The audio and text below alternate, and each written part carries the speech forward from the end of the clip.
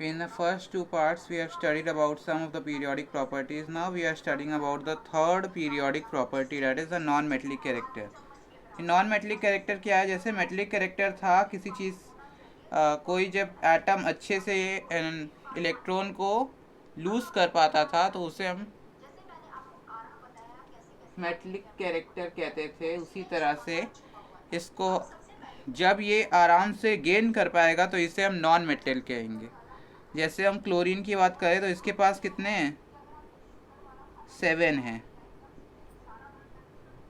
और इसका जो शेल है वो छोटा है as compare that of the sodium, जिसके पास वैलेंस शेल में एक ही इलेक्ट्रॉन है। लेकिन जो शेल है सोडियम का वो बड़ा है as compare to shell of chlorine. जब क्लोरीन का शेल छोटा है तो यहाँ पे ज़्यादा फोर्स क्रिएट होगा। ज़्यादा फोर्स क्रिएट होगा तो ये आराम से जो इलेक्ट्रॉन है ये बाहर नहीं जा पाएंगे, इनको यहीं पकड़ के रखेगा ये फोर्स। लेकिन ये जो सोडियम है इसका जब ये बड़ा है तो इसमें कम फोर्स है तो ये आराम से यहाँ से निकल सकता है। सो ये यहाँ से निकलेगा तो ये क्या दिखाएगा? इसका मेटेलिक नेचर ना। लेकिन यहाँ पर कोई चीज़ को ये इलेक्ट्रॉन को निकाल नहीं सकता क्योंकि इसका जो शेल है छोटा है, इस पर फोर्स जो है वो ज़्यादा है। लेकिन ये आराम से एक्सेप्ट कर सकता है एक इलेक्ट्रॉन। जब ये एक इलेक्ट्रॉन को आराम से एक्सेप्ट करेगा तो ये अपना कौन सा नेचर शो करेगा? ये नॉन मेटलिक नेचर शो करेगा।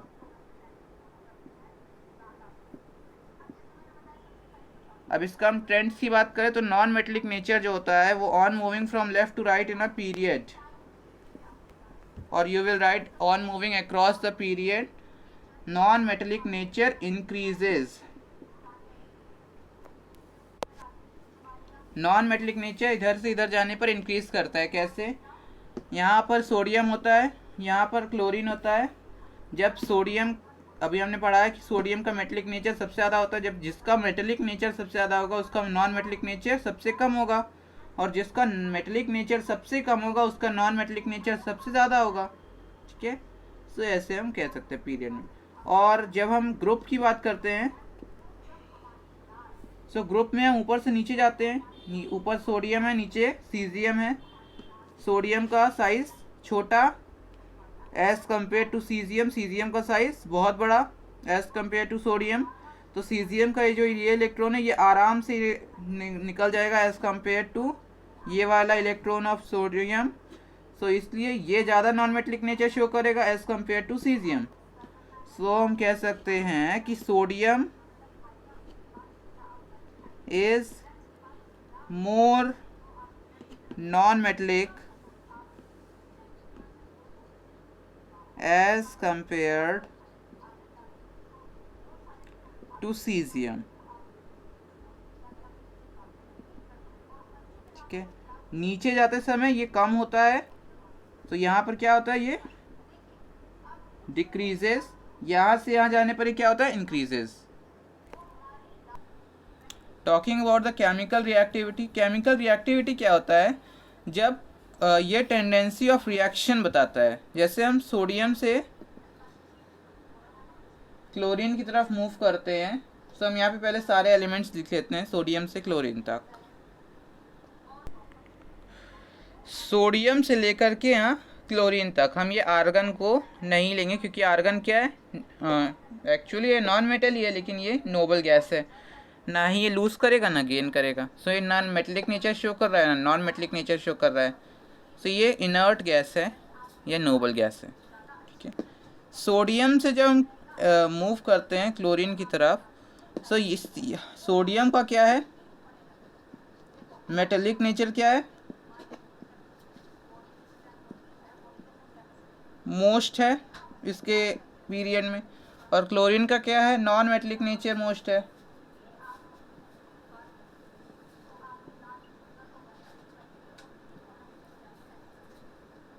अच्छा, जब इधर से हम इधर मतलब मान लिया हम ये फर्स्ट वाले ग्रुप से सेकेंड वाले ग्रुप में आए, और अब सोडियम के बाद जब मैग्नीशियम जो आ रहा है उससे हमें ये पता चल रहा है कि इसका जो नॉन मेटलिक इसका जो मेटेलिक नेचर है वो सोडियम से क्या है? कम है ना। So that of the magnesium is less than that of the sodium. That is magnesium का जो मेटलिक नेचर है वो क्या है? कम है एज कम्पेयर टू सोडियम। जब इसका मेटलिक नेचर कम है तो मतलब ये कम रिएक्टिव होगा as compare to sodium.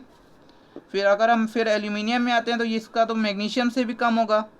Silicon में आते हैं, सिलिकॉन क्या है, सिलिकॉन ईजिली रिएक्ट नहीं करेगा क्योंकि ये एक मेटेलॉइड है, ना मेटल है ना नॉन मेटल है, ये मेटेलॉइड है। सो ये बहुत रेयरली ही रिएक्ट करेगा, इसीलिए ये हर जगह पाया जाता है। सैंड हो गया, सॉइल हो गया, ये हर जगह सिलिकॉन पाया जाता है, सिलिकॉन डाइऑक्साइड ऐसे इन फॉर्म्स में। सो हमें ये क्या पता चल रहा है कि सोडियम से जब हम आगे बढ़े तो इसका रिएक्टिविटी कम हुआ, क्योंकि ये इसके जो वैलेंस शेल है इसमें 2 इलेक्ट्रॉन है, और जब 2 इलेक्ट्रॉन होंगे तो दोनों को उसको बाहर निकालना होगा, तब इसका जाके आउटर मोस्ट शेल कंप्लीट होगा। और इसको बस 1 निकालना होगा। इसका हम बात करें, इसको 3 निकालना पड़ेगा। जब ये 3 निकालेगा बाहर तो इसको ज़्यादा एनर्जी की जरूरत पड़ेगी, तो मतलब इसका मेटलिक नेचर और कम हो गया, रिएक्टिविटी। सिलिकॉन की है ही नहीं, सिलिकॉन बहुत कम रिएक्ट करता है, ऑक्सीजन से ऐसे किसी चीज़ से कर लेता है। इसके बाद इधर जब हम आएंगे तो ये ऐसे नहीं बढ़ेगी, ये ऐसे पीछे से बढ़ेगी, क्लोरीन से। यहाँ से 3 और यहाँ से 3, ये बीच वाला न्यूट्रल टाइप का।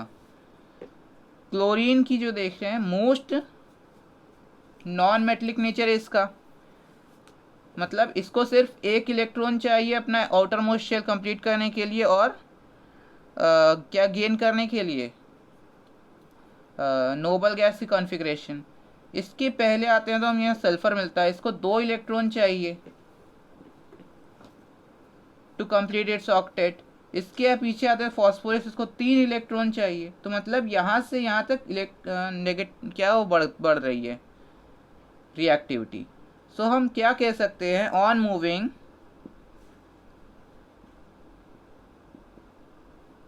across the period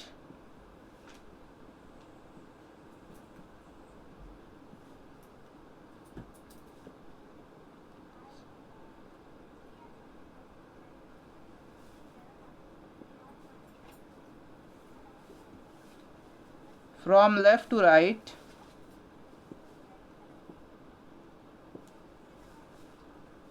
chemical reactivity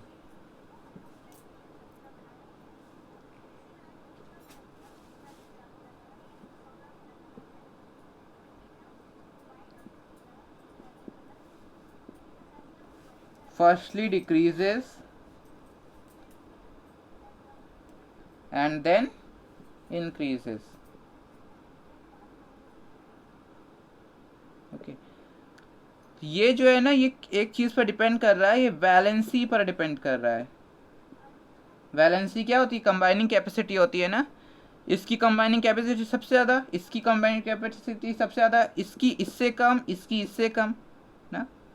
इसकी सबसे ज़्यादा है, फिर इसकी उससे कम है, फिर इसकी उससे कम है, इसकी सबसे कम है यहाँ पर, इसकी उससे भी कम है, इसकी अब फिर यहाँ से हम स्टार्ट करेंगे, इसकी इससे थोड़ी सी ज़्यादा है, फिर इसकी इससे फॉस्फोरस से थोड़ी सी ज़्यादा किसकी है, सल्फ़र की। सल्फ़र सबसे ज़्यादा यहाँ पे किसकी है, क्लोरीन की है। मतलब सोडियम और क्लोरीन की सबसे ज़्यादा, उसके बाद मैग्नीशियम और सल्फ़र आते हैं, फिर एल्यूमिनियम और फॉस्फोरस आते हैं। सिलिकॉन जो है वो कभी कभार रिएक्ट करता है, कभी कभार नहीं करता है, इसीलिए इसकी केमिकल रिएक्टिविटी सबसे लोएस्ट है, क्योंकि ये मेटलॉइड है। ओके, सो हमने अभी पीरियड्स में देख लिया, ट्रेंड्स में। अब हम ग्रुप्स में जाएंगे। इसमें जब हम ग्रुप्स की बात करते हैं तो इसमें आपको थोड़ा ध्यान देना पड़ेगा, इसमें मेटल्स और नॉन मेटल्स का अलग अलग ट्रेंड होता है। जैसे हमें पता है कि जब मेटल के लिए, जब हम मेटल्स ऊपर से नीचे की तरफ हम मूव करते हैं इन ग्रुप में, तो क्या होता है, इसकी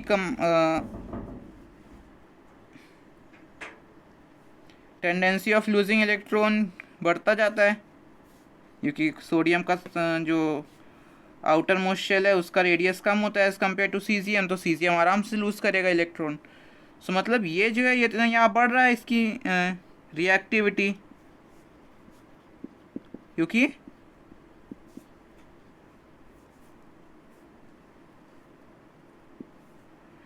सोडियम से सीजियम की तरफ हम नीचे जब जा रहे हैं मेटल्स की सीरीज़ में, तो ये रिएक्टिविटी क्या कर रही है, इंक्रीज़ कर रही है। लेकिन वहीं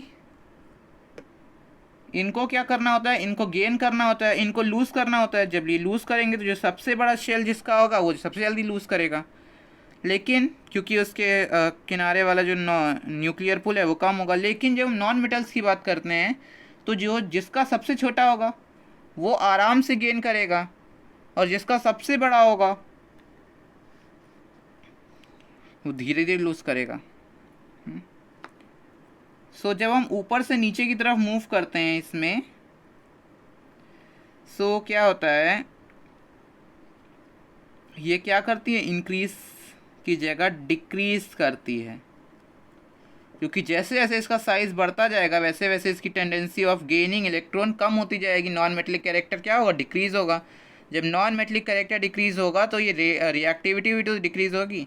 और इसमें एक एक्सेप्शनल केस है कि fluorine although comes upper than as compare to chlorine in the periodic table, लेकिन फिर भी reactivity of chlorine is higher as compare to fluorine. So fluorine क्या है, सबसे रिएक्टिव है। फ्लोरीन दैट इज क्लोरीन जो है वो फ्लोरीन से ज़्यादा रिएक्टिव है। सो हमें यहाँ लिखना होगा chlorine is the most reactive non-metal,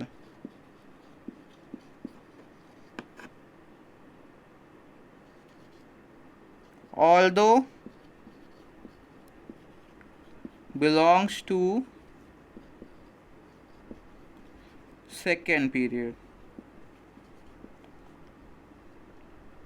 chlorine जो है वो सबसे रिएक्टिव है, फ्लोरीन सबसे रिएक्टिव नहीं है। ऑल्दो ये सबसे ऊपर आता है, लेकिन इस बच्चे कभी कभी कंफ्यूज हो जाते हैं इसमें। फ्लोरीन जो है वो सबसे ज़्यादा रिएक्टिव नहीं है, क्लोरीन सबसे ज़्यादा रिएक्टिव है। सो जो सबसे हार्डेस्ट मेटल, मतलब जो सबसे आयनिक कंपाउंड है, उसको सीजियम फ्लोराइड की जगह सीजियम क्लोराइड कहते हैं। Caesium chloride is the most ionic और इलेक्ट्रोवैलेंट कंपाउंड। जो सबसे ज़्यादा इलेक्ट्रोवैलेंट कंपाउंड है, कभी कभी क्वेश्चन आता है which is the most electrovalent compound, और दो ऑप्शन होते हैं, सीजियम क्लोराइड और सीजियम फ्लोराइड।